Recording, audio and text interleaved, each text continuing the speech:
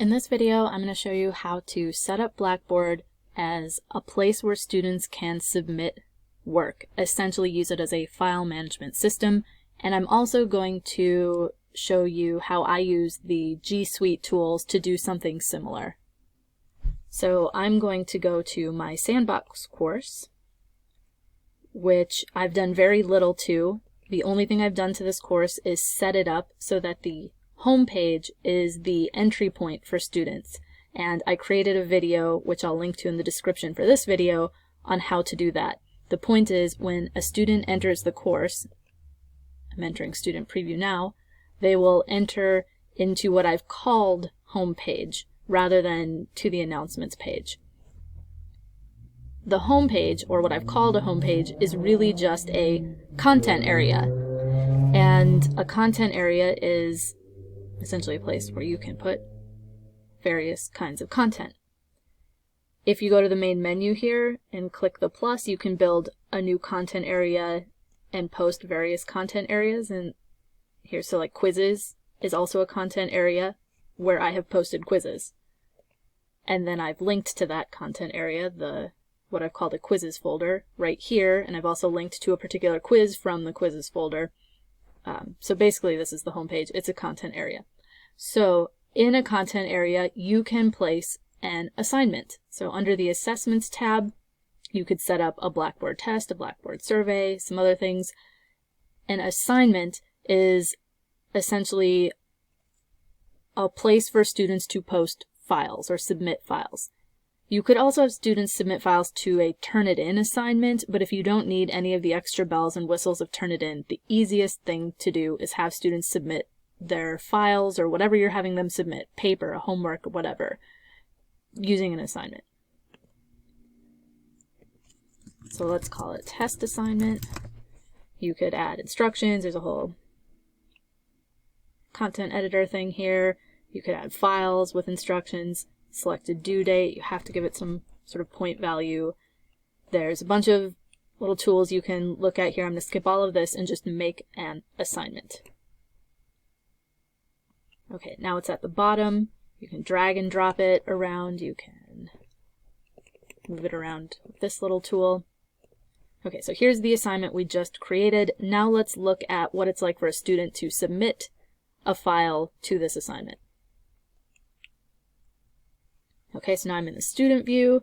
I'm going to click on this test assignment. You could have added all kinds of instructions here if you'd put that into the text editor. One downside to the Blackboard assignment is you can't control the file type. I like to have students submit PDFs, so I usually just put that in my instructions. Otherwise, students can write up their submission here using the text editor, or they can submit something by selecting it. So I'm going to select a sample PDF. They can change the title, remove it, add some comments. Okay, so let's submit our assignment. Once they've submitted an assignment, they can review it, they can see what they've submitted. If this was a real course, there would be a grades option, and if they click on grades, they can go look at the thing that they submitted. They will also get an email that says you've submitted a thing. So that's one of the nice pros of using Blackboard as your file management system. Okay, so now let's leave the student view and look at where this goes. Okay, so let's go to Grade Center down under Course Management. This is the test student. It's the only student in the class, and here's the assignment just submitted. So if there was like a whole column of submissions, you could, if you don't want to use Blackboard to grade, you just want to use it to collect the assignments, you can go to this sort of column menu and you can download all of the files at once. If there were others, you could select them all at once, and it will package them up. You can download it here.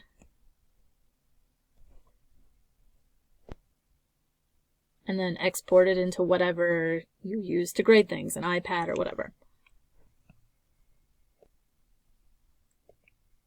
But if you wanted to grade in Blackboard, let's at least take a super quick look at what the submission looks like. So I'm going to go to View Attempt. And here's the thing I just submitted. If the file is a PDF or a Word document, you get some tools like you can add comments and you can write on it. You can put comments here. If there's a rubric attached to it, you can just quick select a rubric and grade things that way. When you put comments in this little box, when they go to My Grades, there'll be a bubble by this assignment, and these are the comments that they'll see. And then if they click on it, they can come back and see more specific ones. Okay, so, and then you can just switch from student to student up here in a row.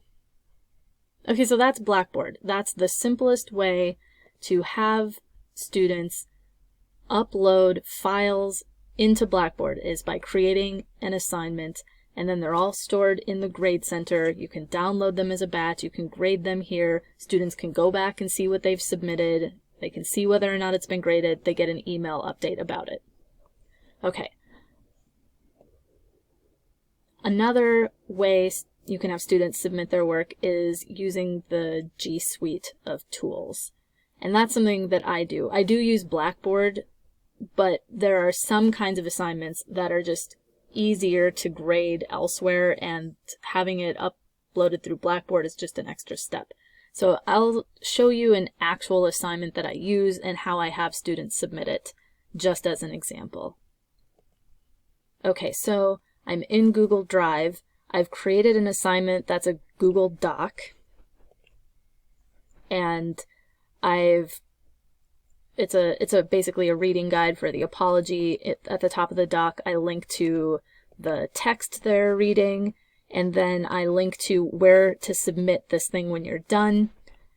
If you scroll down, like, I've included spots for them to add things, so if they like add their answers here, then they can download it easily as a PDF and submit that PDF, or they could download it and do it by hand and then submit their handwritten homework as a PDF. One reason I like to do it this way is just so that there are multiple ways that they can complete the homework and get it submitted. Now let's look at the actual submission. So here's the link to submit this homework, and it is a Google form. So they put their name, what section you're in, and then here's where you submit your work, and it has to be a PDF. So I'm going to submit. Here's my file. I'm going to upload and then submit the assignment.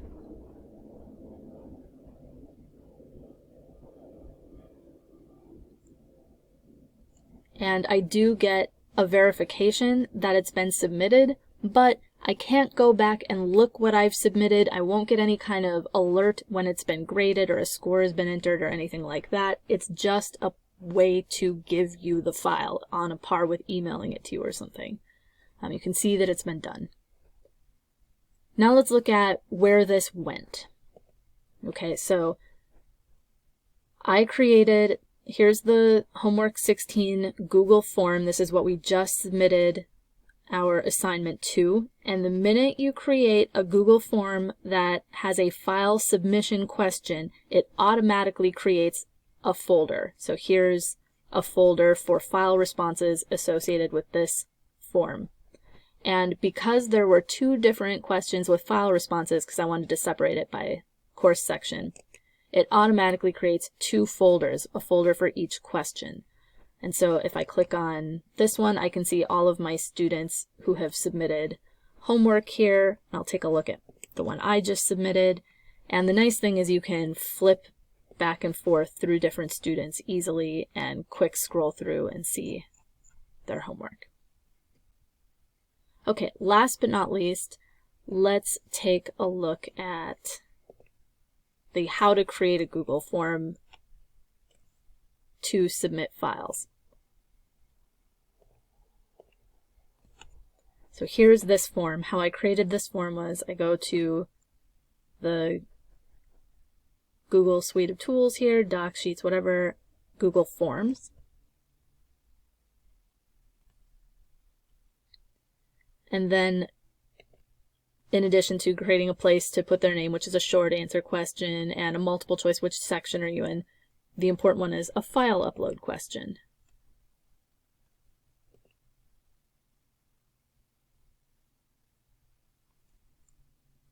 So you can give it a name, obviously. You can select specific kinds of files, which is nice. I like to do that. And because oftentimes students are taking pictures of handwritten work and submitting that, it's important to give it a pretty high file size. 100 meg is good enough. And that's it. I've created this and now it's ready to send. And you can get a link to it. You can post this link if you just want, if you have a website full of stuff and you want the submission link next to where they saw the assignment posted, you could post this to a website. You could also easily post this in Blackboard.